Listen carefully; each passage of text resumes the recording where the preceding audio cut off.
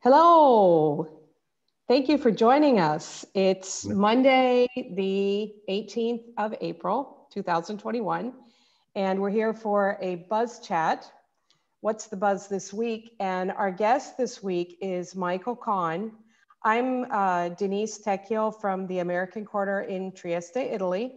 And Michael is a super smart worker, as I would say in Italy. And in the States, I don't know, teleworker. Work from home. Yeah, I don't know. And Michael has been working from home for many years, on and off. And I think he's an expert on this. And since we've just been doing it basically for the past year, seriously. So Michael is a product manager for an NGO in healthcare. And he's going to tell us, he's going to introduce himself and tell us what is this smart working and how he got into it. Take it away, Michael. Yeah, thanks, Denise. Thanks for having me. So the company that I work with, we are pretty distributed around the globe. We're about 95 people in total, but we have sort of offices mostly in Africa and in Nepal, actually. We had like a small office in San Francisco. There were just a handful of us there. So a lot of us, I would say probably a third of the company has been 100% remote for the whole time, really. And we basically build technology for health workers that work in very rural environments. And so our offices are in Kenya, Senegal, Uganda, and Kathmandu. And like I said, the people that are building the technology, like our developers and stuff like that, we're in like, I don't know, 15 different countries or something like that. So wow. It's been, that side of it has been distributed the whole time. And so you use different technologies to keep in touch and,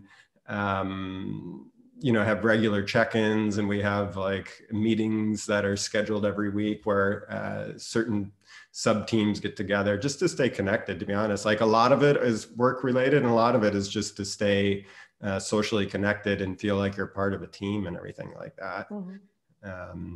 So you started always working virtually with this company, or were you ever with them? With this company, I was based out of our office in San Francisco, but we traveled so much that it was like, even though we had that office in San Francisco, I think when I joined, we had like 4 or 5 people that were based there, but then like different people moved away and went 100% remote. And, in the end, there were just like 2 or 3 of us that were there that, we all traveled so much that a lot of times that even though you were there by yourself, Okay. So nobody at the coffee machine. Right, exactly. Nobody to talk to, no gossip in the office. Yeah, exactly. And, the reality is being on the West Coast of the US, right, and working mostly with Africa and South Asia, you were normally on conference calls at 6 a.m. anyway. Oh, no. So it's not like you went to the office to take the call, you took it at home, right? Right. Yeah. And then at some point, actually, I think we decided to close that office even before like COVID hit. And just because it got down to just being 2 of us. And like I said, I normally would travel 4 to 6 months out of the year anyway. And when I traveled, I would go and stay in our Nepal office for 2 months and our Nairobi office for 2 months or something like that. So in Europe, you're actually maybe better off with the time zone. Yeah, exactly. You're now in Italy, right? Yeah, exactly. Trieste. Exactly, right here. So it's like, Kenya is depending if we're on daylight savings time or not, they're like an hour or 2 in front of us, and Senegal is an hour or 2 behind us, and Nepal's like a 4 or 5 hour time difference. So yeah, I can have conference calls at normal time zones now. Okay, well that works out. Yeah, that does. But we still, do you think? What's that? Do you think they'll ever open up your office again, or like a regular office, or no, you guys are virtual forever? Well, yeah, the teams outside of our main like hubs, like Kenya, Uganda, and Senegal, like I don't think we'll ever have a US office again, or like one where we don't currently have. So yeah, I think we're 100%. And how's the internet in those countries?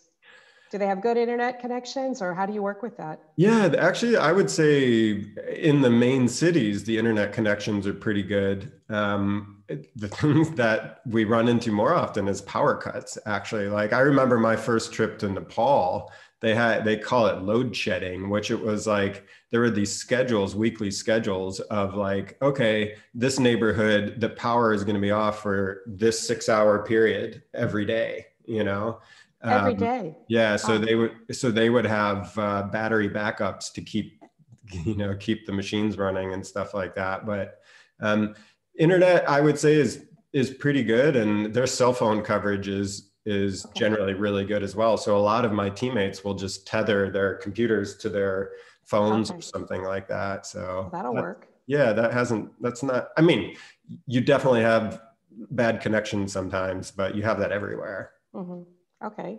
Yeah. And let's see, what else about smart working? You know, we've been doing this just for a year, and all of our teachers have gone online with small children and adults, and we're doing these chats online. Do you find that people get burned out on you? Are your people burned out on being online, or are you? I really thrive on and it also depends on the kind of work you're doing. Like the work that I do a lot is really important to connect with people and be in the field and understand. So as a product manager, I really need to understand how people are using our software and observe them using it and like be there. So we've really had to adapt to that sort of thing. And for me, it's been a struggle because I haven't been able to travel to our different offices and engage with our teammates. So yeah, that's definitely been tricky. And also just the sort of, not the bookends, but the sort of like, when does work start and finish? Okay. It's like, I sleep there, I eat my meals there, I work here. And it's like, you kind of don't need to leave your house for those things. So, it's pretty hard. But you should leave your house. Yes, exactly. But so let's see what else, but you did leave your house. I mean, I know that you left San Francisco and you moved back to Indianapolis for a while. How was that? Yeah, that was really interesting because, I was planning on coming here back to Italy in like March of last year when everything started getting a little weird. So I had already like packed up my stuff in San Francisco. I was already on my way to Indiana. I was going to drop off some of my stuff and fly to Italy, and then it was like, oh, that doesn't sound like that's a good idea right now. So yeah, I ended up living with family for like 7 months or something like that in Indiana, which is very different from San Francisco and from Italy. So, but being around family was amazing. I hadn't lived in Indiana for 20 years or something like that. And normally when I went back, I only went back for like a week or two. So to spend 7 months there with family was, it was actually, I can't imagine going through the lockdowns and stuff in any other scenario. Like being with my brother's family. I lived at my brother's house with his family, and it was just actually a really, a lot of solidarity and, sharing meals together with my niece and nephew and playing cards and watching movies and stuff like that. Like I was very thankful to have my family around during that period. Yeah, sometimes it's too much family around. Yeah. Because right now my daughter has been home for almost a year, and my husband is home. So if I can, I try and get out. Like I have excuses to get out of the house. Like I'll go buy the newspaper. Like I don't smoke, so I can't say I'm going to do that. Or I'm going to go to the store, or I go to the office because we have good internet, better internet in the office. And the people that tend to be in our office, we're not open to the public for classes or anything. they're also people who want to get away from their families Right. because it's too much family. Yeah, I understand. And it depends on the kind of space you have too. Right. You know, like my brother's house was big and had a backyard and all that kind of stuff and Right. porches and stuff. But yeah. But so now you're here, and what do you do when you get off work? Mm-hmm. I know you have some great hobbies. Yeah, yeah.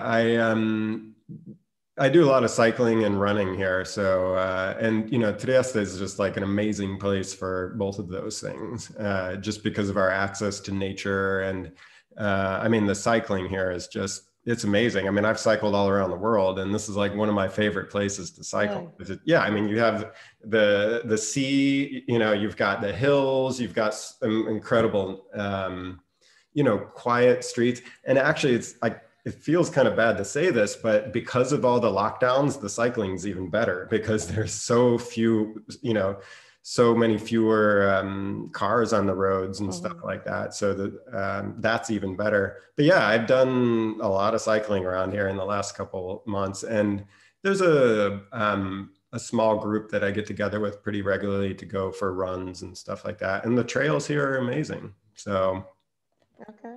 yeah. Great. I think they're going to be busy once this lockdown ends. Probably next weekend, they'll start getting very busy because everybody's going to want to be out, Totally. especially avoid that.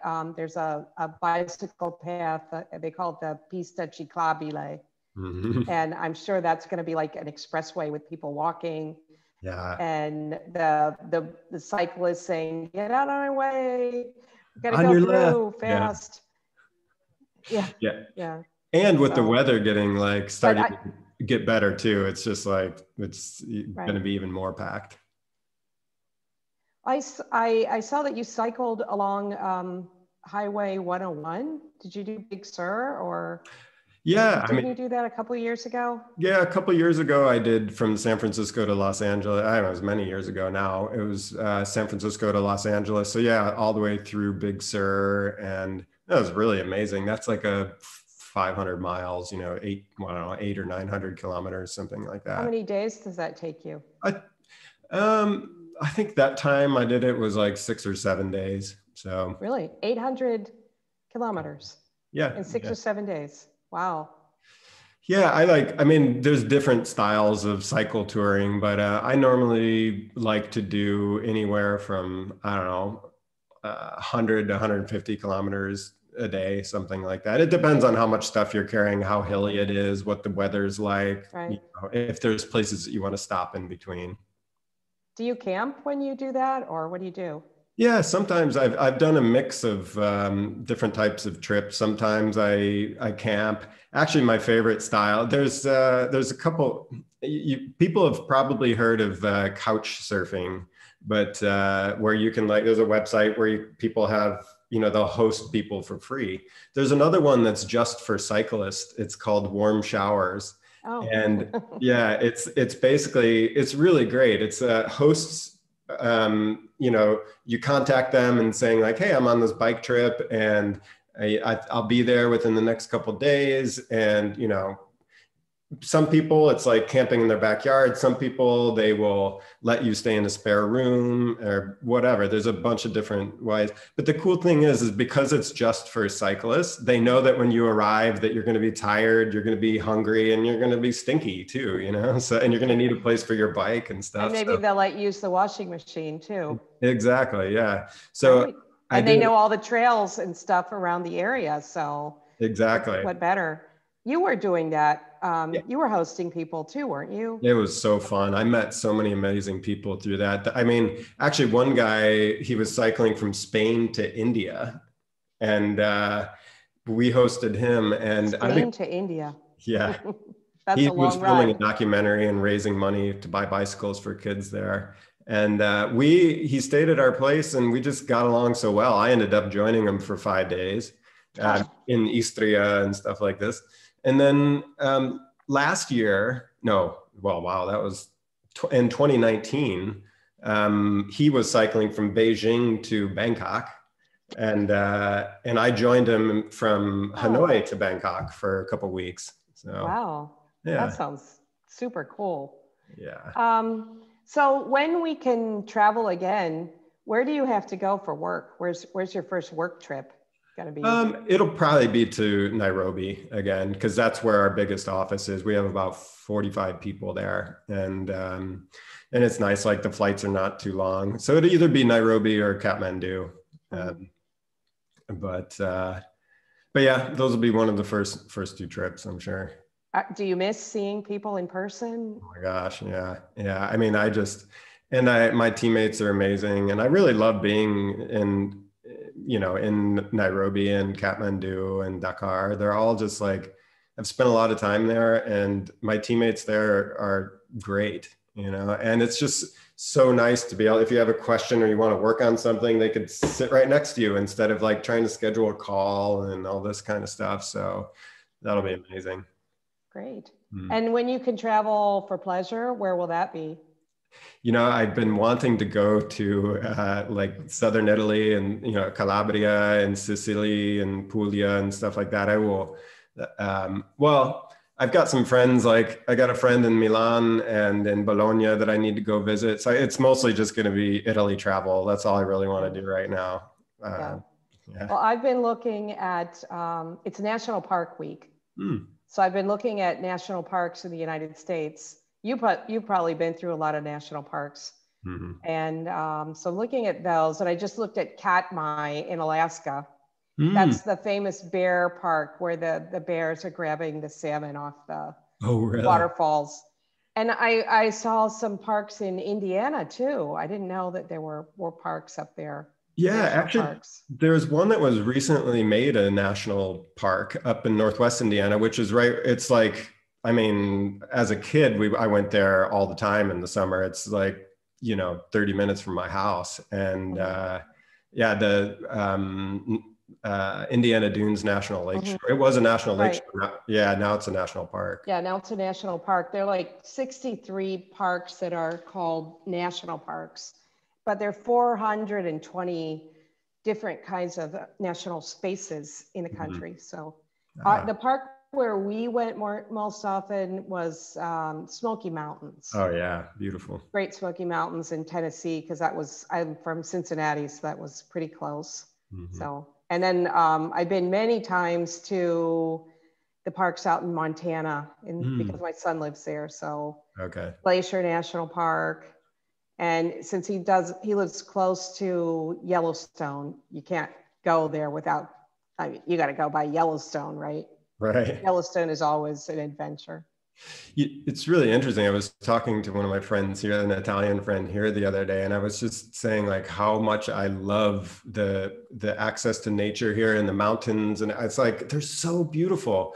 But what my friend reminded me was that like in the US, our parks are just like a lot more remote. So here in Italy, you're never like, you go into the Alps and you're like never more than, 20 kilometers from a village or, somewhere you can get some water or something, And then, some of these national parks in the US, or even just in the middle of nowhere, they're just enormous, and you can go for days and days and days and not see a single person. That's true.